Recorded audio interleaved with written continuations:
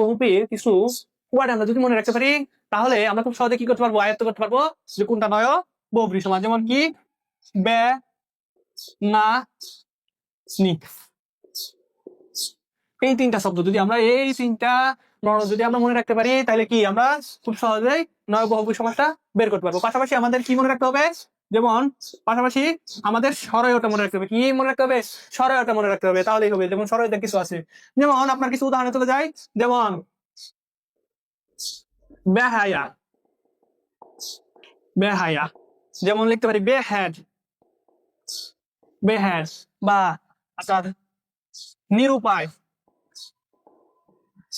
নিরুপায় লিখতে পারি নাচার, নাচার লিখতে পারি অনাচার, একই জিনিস। লিখতে পারি অজ্ঞান, অজ্ঞান।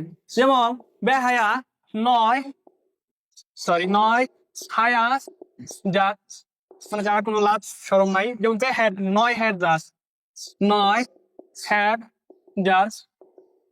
নিরুপায় নয় উপায়, উপায় যার।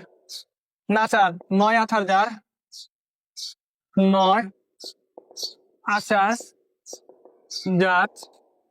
অনাচার নয় আচার যার, সেম। অজ্ঞান নয় জ্ঞান যার। ঠিক আছে কিনা? তার মানে দেখেন নয় বহুব্রী সমাসের এই যে এই তিনটা প্লাস এই যে একটা, মোট চারটা শব্দ যদি আমরা মনে রাখতে পারি তাহলে আমরা কি খুব সহজে নয় বহুব্রী সমাসটা আয়ত্ত করতে পারবো।